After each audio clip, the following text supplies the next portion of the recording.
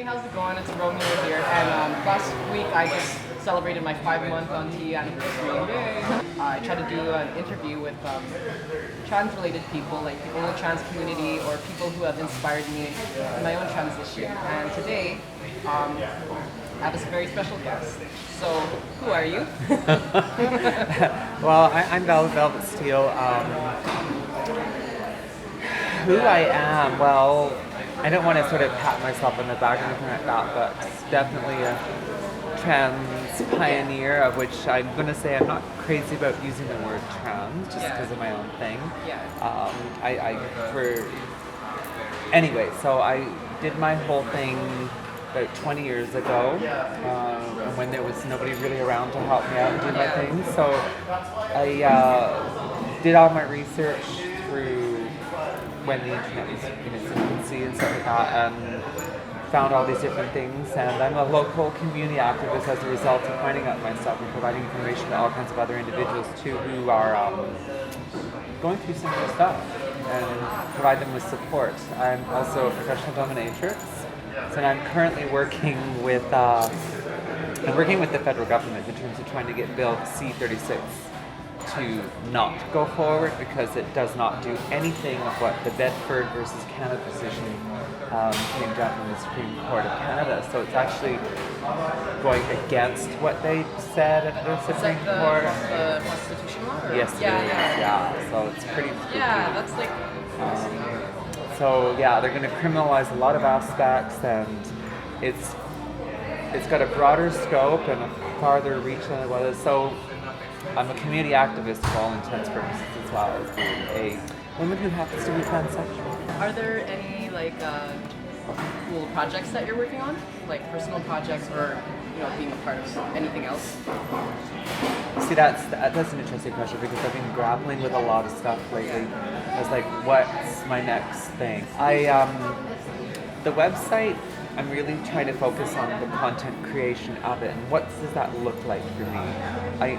I know what it looks like, but one of the things I'm grappling with is my own my own discipline, right? To talk about hanky spanky and all that shit. Anyway, I probably need someone behind me with a whip and chain saying, "Get to it," right? Because I can be easily influenced by what other people are doing and stuff like that, and we all know that getting on the internet, there's a lot to see and look at, and I get caught up in it, and then I get sort of sidetracked on what I'm doing. So I have to get back to the whole idea of, like, I want to do a Velvet TV kind of thing, and that is a play on words.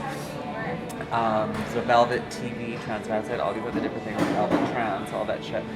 But it's going to be like a mini segment, and I'm probably going to be doing it all by myself, for the simple reason being that I don't have the money to pay people. And every time I get involved with other people who say they want to be a part of my project, it ends up being a sexual thing in the end, and then I'm kind of like, why do people have to do that? Why do they have to be like that? I mean, so I might get that off, and it really hurts, right? And you find, like, I'm here to be professional about it. Why can't you? These are the segments, and I want to present it in a very casual, very sexy kind of manner, but it doesn't mean I want to have sex with you. And through this process, let's work together on this. And my segments is Velvet Answers, Velvet Says, a little bit of product knowledge on sex toys out there, or lubrication of it. And I even want to do a cooking show. Nice. Yeah, Velvet. That'd be awesome. Velvet cooks Danish style, but with like a 60s kind of glamour kind of presentation, and then have a few cocktails throughout, and then bitch and shoot the shit. And I want to do a news segment as well, because I roll it all into like an Oprah Winfrey style thing, but segmented stuff. And I want to talk about trans news from around the world, because I collect and subscribe to a lot of sites that supply that. And there's a lot of stuff out there, and we're still growing and learning throughout the world, and I have my slant and take on it. So that's what I want to do with the TV section of it. And I also want to do, a bit more photography, because I feel that at my level of maturity, and I hate the word age, because I just feel like, age is subjective, really. We're all a number, and I do everything I can do to fight the aging process, right? So I'm kind of like, okay. Botox, cosmetic procedures, blah, blah, blah, all that shit. And I think that by doing photography and documenting myself as well, it still can be sexy. It still can be empowering for people who may not feel that about themselves. Because we all share the same kind of thing. So that's one element of it. And then the writing. So I do another thing I do is called Tidbits underneath the velvetsteele.com thing. And it's just my opinions about different things and fun, goofy things or whatever it is. And I also do What's Sexy this week. And, I know people go to it and think, okay, well, I guess you're going to talk about, oral sex or fingering, right? It's like, no, I'm talking about What's Sexy this week. A breath of fresh air. We smell it, we breathe it every day. When we walk down the street, scents come past our nostrils. They do these different things. They incite memories from your childhood and things like that. The air, the scents that are around us in our everyday life. That's what's sexy this week. You know what I mean? Yeah. So, and I think people are a little bit surprised to see that from me. But that other side, it's like, why would you be surprised to see that? Yeah, you're human. I mean, so I've got this whole list of what's sexy this week. The flowers, the trees, the birds, the sound. The smells that we, inhale every day. I'm sure you will do venture off into other things that you haven't yet. Well, I like the activism, I touched on it. That's been an organic flow that I've been invited to. Yeah. But because I'm becoming very disappointed with it these days, and the amount of people that are involved in that, and I'm just feeling that the stuff that these other groups that are involved with it are still those that are profiteering off of the real people that they're trying to help. And I'm really starting to see that, and I'm really becoming really disillusioned with it. And I'm at a point in my life now where it's like, I've done a lot of things by myself. And now I feel like I want to have friends that I can share stuff with. And there are a few that I do, but there's always like booze or drugs involved. And I just want to sit down and, have a fuzzy blanket and a teddy bear and maybe watch a movie and talk, right? And it doesn't seem... Girls' night out, I guess. And it doesn't seem to happen. And I think our community, for individuals involved in it can be very solitary. I'm by myself a lot. By choice though, just because, of all that. Well, and I find myself doing the same thing by choice, being solitary. And I mean, I don't want to all the time, but it's still okay too, because I find I get more done. And then it comes back to this whole idea of like, okay, then I get caught up in their emotions, maybe sharing a little bit too much of myself, and maybe that's what the problem is. I don't think so. And then that whole, I want to have sex with you. And it's like, okay, all right, fuck that. It came to a point where I just didn't want to even go out.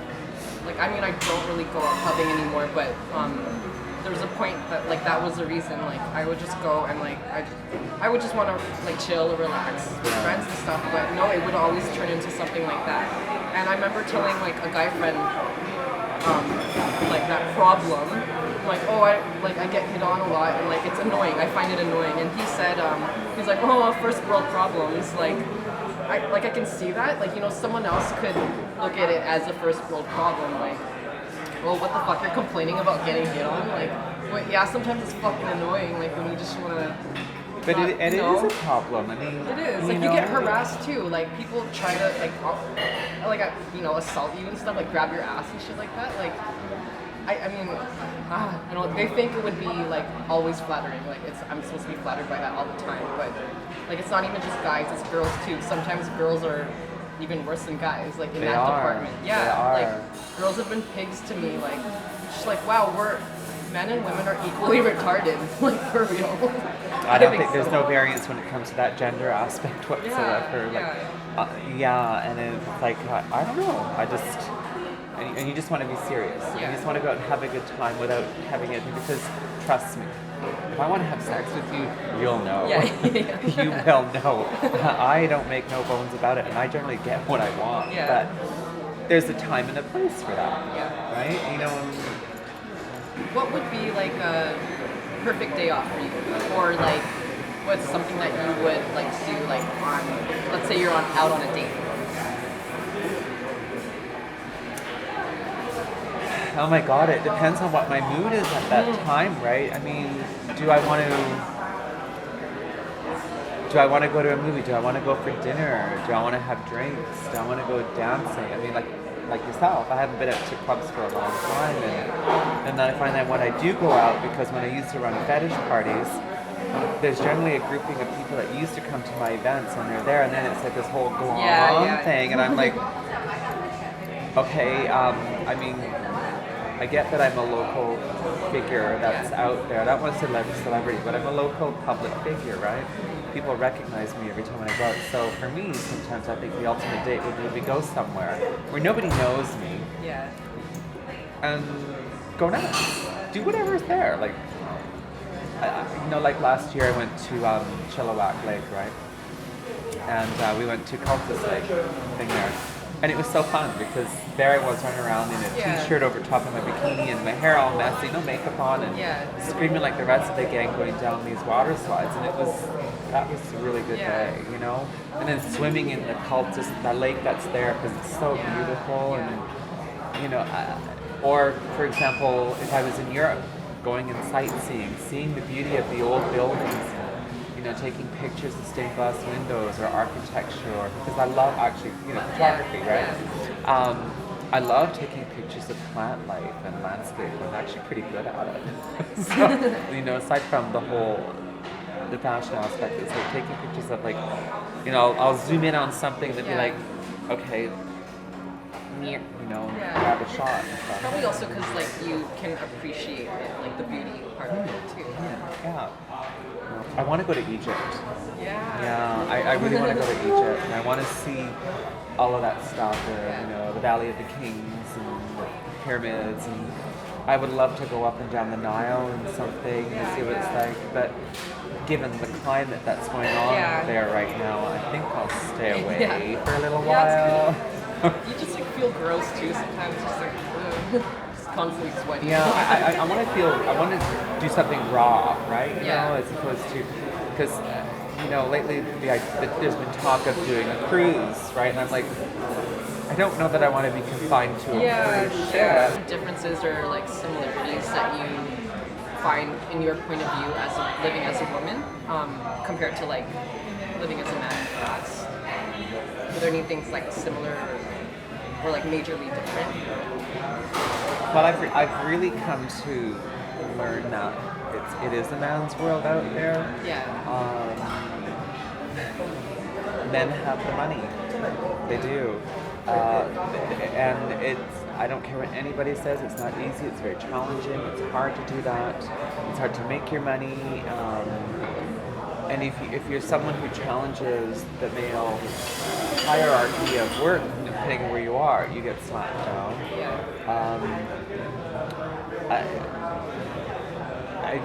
You know what? The thing that I've also noticed is there's this whole thing between, you know, if you're pretty, that people glom onto, but they also put you off to the side. They don't treat you with the same kind of respect they would somebody else that's not necessarily focuses their attractiveness kind of thing. So I've noticed that. But I've also noticed that as well, like, there's a certain type of power that a woman has, and she can have that over a man or another woman. And if she's in control of herself and she's very confident with herself, she can do that by using her feminine wiles, how she presents herself, and being strong and being comfortable with that. And I think there's another thing too that I've noticed as well, that with motherhood, women who are mothers, they're strong. Mothers are strong, and they're in control of their feminine wiles. They're nurturing, they're loving, they have all these things going on. And I love the protective aspect of it. It's just, there's something really powerful in that. You know, and I know that I see that as well, that's one thing that the men resent, right, about mothers, is that because the mother has this ability to soothe that much better than the man does, and the man will just get all you know, here, you take her, or you take him, whatever kind of thing like that. So, so I mean, that's really kind of truly what I've noticed.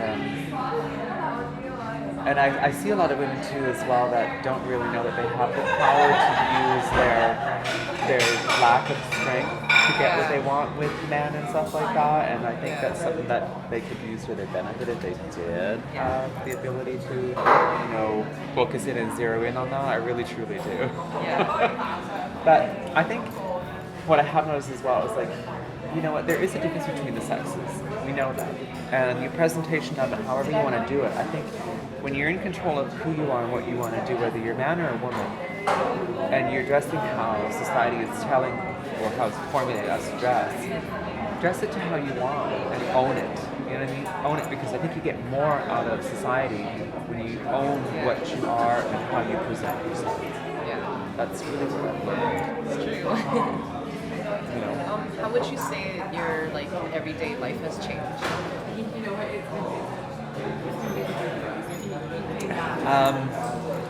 was a while ago. Yeah, my whole stuff has still been gradual, and I still feel like I'm metamorphosizing into something new all the time. Yeah. And one of the things that I find that I've been doing happens to be my presentation of myself and being more out and colorful and being that. And I find that as I do this daily and stuff like that, it attracts that much more attention. And so that's something that I'm learning to deal with and stuff like that. And one thing that I've also been doing is I've been becoming a little bit more public about the fact that this is my trip, this is what I've gone through in my history.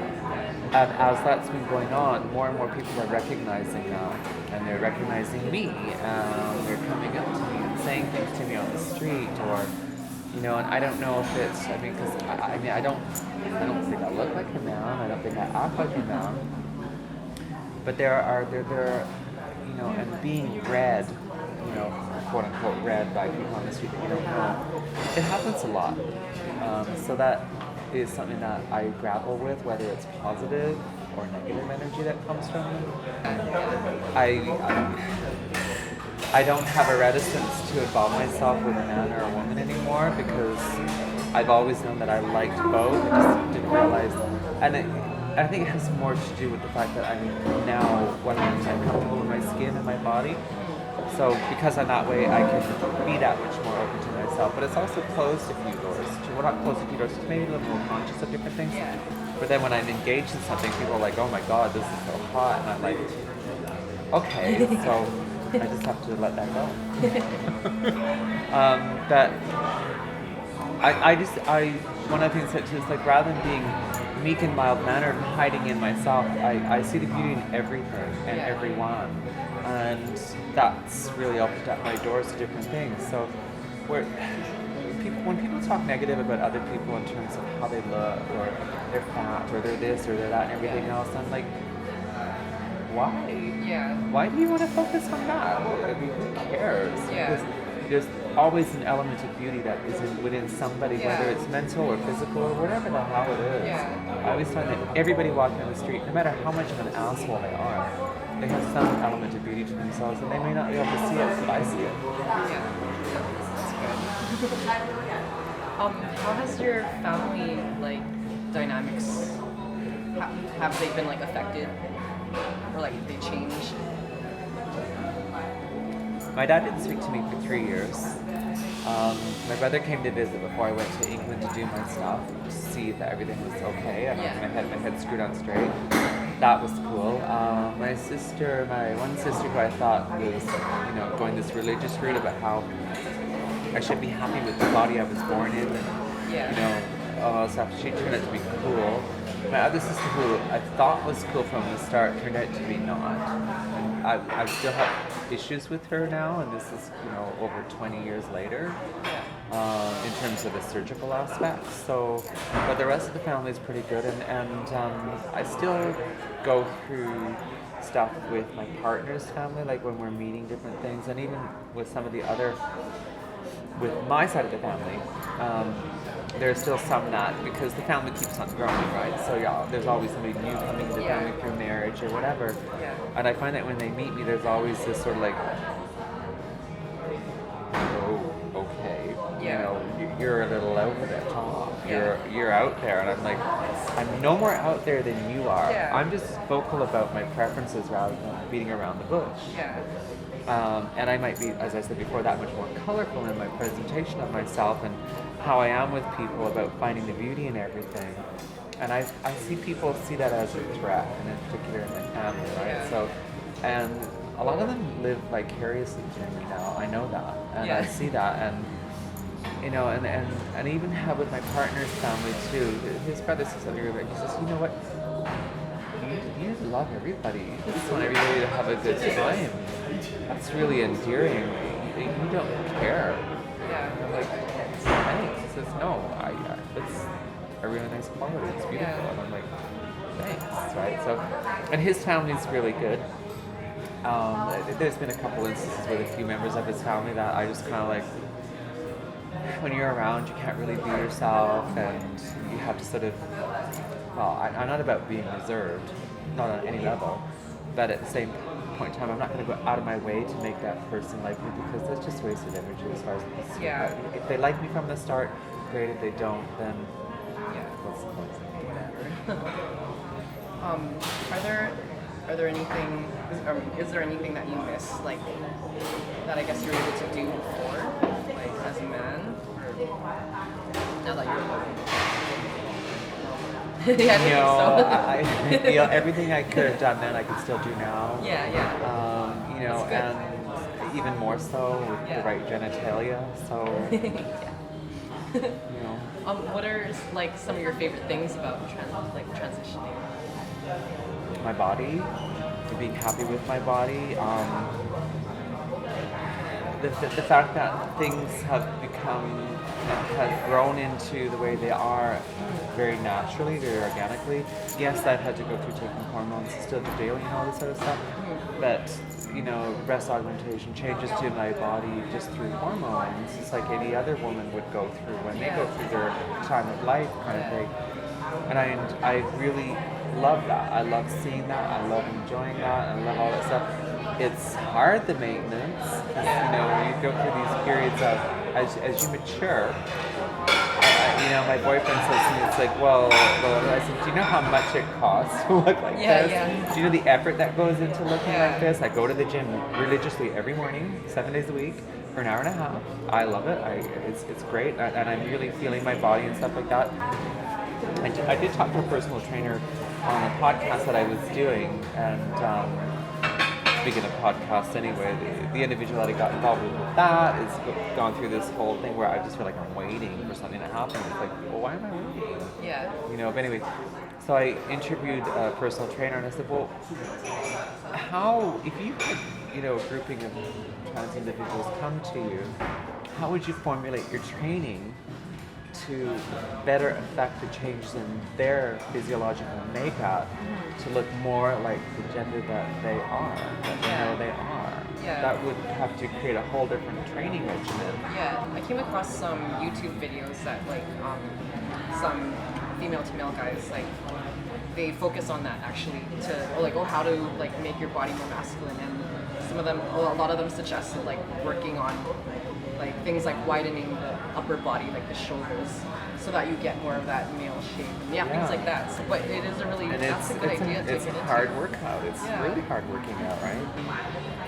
What I'm going through right now is like, you know, like as a female, it's like you feel a lot, and then you're emotionally like affected by things, and before I guess things would really like hurt me or affect me, but now like I feel that it's easier for me to kind of not give as much of a shit. So Well, and there's also the angst that comes along with having testosterone coursing through your veins, right? Like you're more aggressive, you're more angry, and you think about things that you shouldn't be thinking about, and you fixate on it. Whereas suddenly, without all that angst there, you know, because it's not gone from my body, not all of it, but in a certain amount it's still there, what has to be there to function properly. I feel like I can breathe a sigh of relief. Yeah. I'm still horny as hell, but I mean that. That's good. I'd be very upset if that was the case. I'd be like, okay. Do you have any advice for transgender people, or like supporters, or people who are new to the whole transitioning ideas? Be true to yourself and be strong, really, because it can shut a lot of doors. It can shut a lot of doors family-wise, friend-wise. I remember and have the strength to be out of the closet, you know, because that is hard. And I lost friends along the way. I had family members say and do different things, you know, and when because we all think about, oh my God, I'm not the perfect height, shape, size, whatever it is that mainstream society is telling us what we're supposed to be, because I am 6'1", you know, put on a pair of high heels, I'm 6'5", or sometimes 7 feet, depending on the shoes I'm wearing. So that makes it kind of difficult, right? You know, and then I'm always conscious of myself, and I know everybody else going through this whole growth phase as well is also conscious of themselves, and that's not a bad thing. But be prepared to realize that other individuals on the street, society, will look at you sometimes, and they may give you the reaction that you don't want, to move beyond that. You know, it's not easy. Do you have any like social media things that like viewers can follow, like YouTube or website? Yeah, Facebook well, page? I mean, I have my own website. I have my Facebook page as well. I do subscribe to YouTube, and I have all kinds of different feeds that I look at as well. And believe it or not, they're not trans-related. Yeah. Because I don't want to categorize myself there.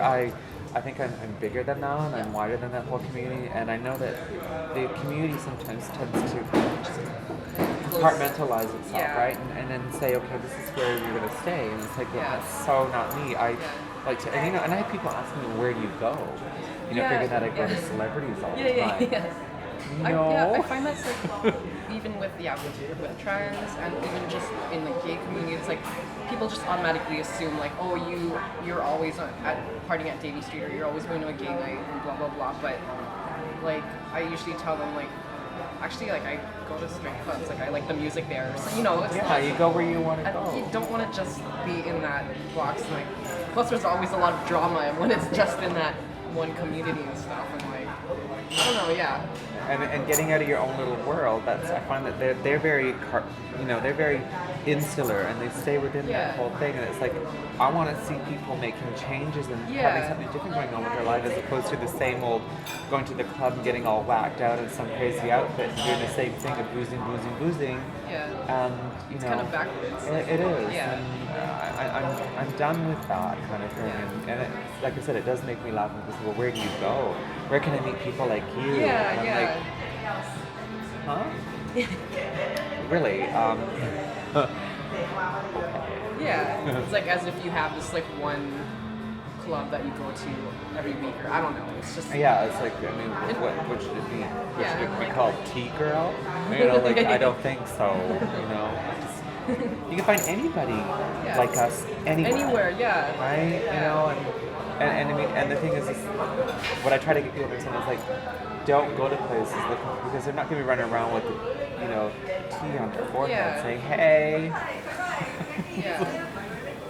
I've actually had like girls ask me like, oh, I never hooked up with a girl before, like, and I want to now. Where should I go? Or like, where should I go here? I'm like, honestly, that shit can happen anywhere. Like, and it does happen. It does. Like, I don't know if you've heard that saying, like you're straight until you're not, kind of thing. So, you don't necessarily have to go to like a gay club or a gay night. Like, you could just fucking, you can walk down the street and like shit can happen. I don't know. That's where it happens for me. Exactly. It's not at a club. Generally, 90% of the time. Yep. I always get people asking all the time, well, how is it? Can you have sex? Okay, you want to see? My dad did that to me when I first met him for the first time. His first thing out of his mouth, after being reticent to give me a hug in the car or anything like that, because he was so fucking nervous after 3 years of not talking to me.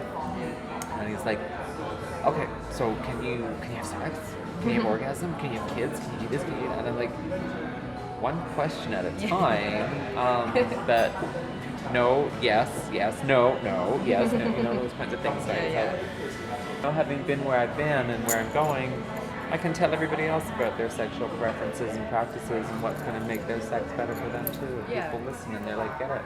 Like, oh, cool. You do videos too about like different sex toys and just Yeah. And I'm now going to start doing more review-oriented stuff. Yeah. So, you know, and the Velvet says things which is mostly where just me just holding the phone like this and talking into the phone. Yeah, but now I'm going to like encompass a little bit more to it, where I'm going to have the set.